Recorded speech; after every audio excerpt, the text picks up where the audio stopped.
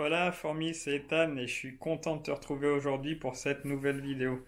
Alors aujourd'hui, je suis encore pas chez moi, j'espère que t'entendras pas, il y a des colocataires donc ça fait un peu de bruit. Mais voilà, on fait avec et il faut bien que je te tourne une vidéo par semaine, c'est mon objectif, donc la voici.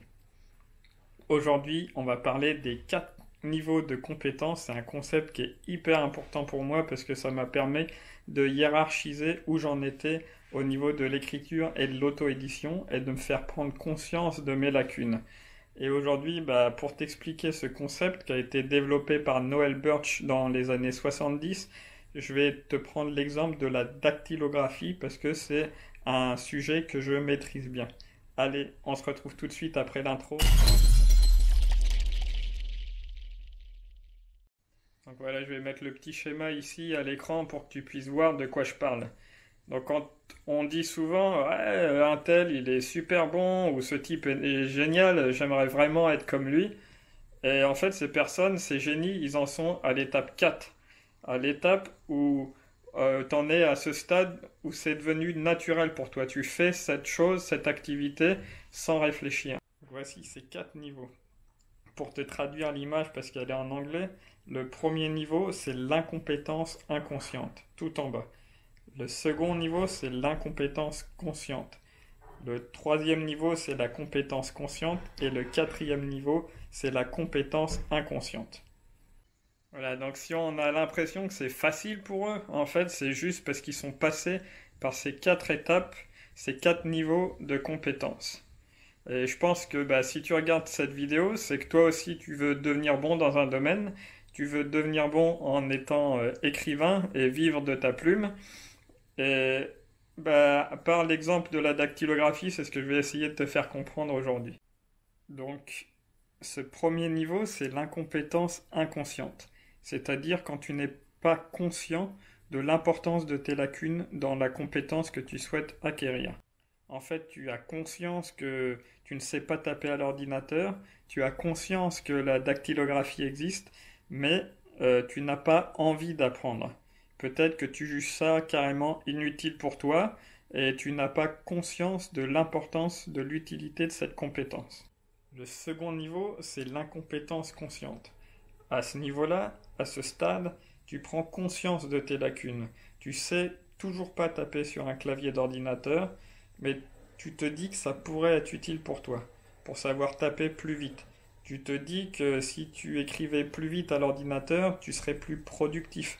Tu te dis que, par exemple, tu n'aurais pas besoin de passer par l'écriture manuscrite. Tu as conscience de tes lacunes dans ce domaine et tu as conscience que tu dois travailler dessus. Le troisième niveau, c'est la compétence consciente. En fait, à ce stade, tu as besoin d'y penser pour pouvoir exercer cette compétence correctement. Tu as appris en fait la dactylographie, tu tapes vite et bien à l'ordinateur, mais tu as encore besoin de réfléchir. Par exemple, tu sais pas comment exactement mettre un et tu dois regarder ton clavier pour mettre l'accent sur le E. À ce niveau, en fait, c'est pas automatique. Le quatrième niveau, c'est la compétence inconsciente. La compétence inconsciente, c'est que c'est devenu une seconde nature pour toi, en fait. Tu sais taper à l'ordinateur sans y penser. Tu peux regarder ailleurs quand tu tapes sur ton clavier. Tu peux encore suivre une conversation pendant que tu écris au clavier. Tu peux même suivre une conversation sur un sujet totalement différent, continuer à penser et à écrire sur ton clavier. Là, tu vois par exemple que je viens de t'afficher mon prompteur. Pour moi, filmer, parler devant une caméra, c'est pas encore naturel et pour ça, il va falloir que je travaille beaucoup et que j'apprenne. Et en fait, ce niveau, justement, c'est le niveau où tu peux carrément être multitâche en même temps. Et tu as aussi la capacité d'enseigner cette compétence. Aujourd'hui, même si je suis pas le meilleur et même si j'écris pas le plus vite à l'ordinateur, je pense avoir atteint ce quatrième niveau en dactylographie. C'est pour ça que j'ai pris cet exemple. J'écris environ 75 mots à la minute et je peux me permettre de regarder ailleurs comme ça, de suivre un autre sujet de conversation et d'écrire sur un sujet totalement différent du sujet de conversation que je suis en train de suivre en parallèle. Ce quatrième niveau, en fait, c'est celui qu'on a tous envie d'atteindre pour devenir bon dans notre domaine, pour devenir des génies dans notre domaine. Voilà, donc je t'invite à te poser les bonnes questions euh, pour savoir où tu te positionnes dans ce schéma. Moi, ça m'a vraiment aidé, c'est pour ça que je te fais cette vidéo aujourd'hui. Donc, trouve où tu te situes et je pense que en sachant où tu te situes dans ce graphique, tu vas pouvoir ajuster et comprendre là où tu en es dans l'auto-édition, là où tu en es dans l'écriture, et pouvoir améliorer tout ça pour atteindre finalement ce quatrième niveau. Et bien sûr atteindre ton objectif qui est probablement de vivre de l'écriture si tu suis cette chaîne. Voilà, donc pour passer du niveau 1 au niveau 2, tu as besoin de prendre conscience de tes lacunes et d'y remédier. Pour passer du niveau 2 au niveau 3, tu as besoin de te former, de lire des bouquins, d'expérimenter, de tester et d'échouer. Et pour passer du niveau 3 au niveau 4, tu as besoin d'expérience, de répétition et d'habitude. Et c'est exactement la raison pour laquelle je filme beaucoup de vidéos en ce moment, parce que j'ai besoin justement d'atteindre ce quatrième niveau, et pour l'instant j'en suis au tout début. Voilà, pour donner un autre exemple, aujourd'hui, je pense que tu sais respirer, tu sais parler, tu sais marcher et même probablement faire ces trois choses en même temps.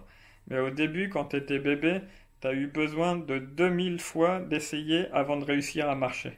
De tester 2000 fois la marche, de tomber sur ton petit cul et ta petite couche pour réussir à marcher. Et c'est là qu'on prend conscience de l'importance du travail et de l'importance de prendre conscience de ses lacunes et de l'importance de faire le premier pas. Donc si tu veux faire le premier pas avec moi dans l'auto-édition, rappelle-toi qu'on ne n'est pas bon, on le devient. Donc si tu n'es pas bon pour l'instant dans ton domaine, si tu es mauvais dans ton domaine, comme moi, on n'est pas tous au même niveau, mais on est loin d'avoir atteint le meilleur. Et ce que je t'invite à faire, c'est de cliquer sur le premier lien en description et de rejoindre tous les amis auteurs. On est environ 400, donc du coup, n'hésite pas à t'inscrire. Et puis, on se retrouve à la prochaine. Bye bye.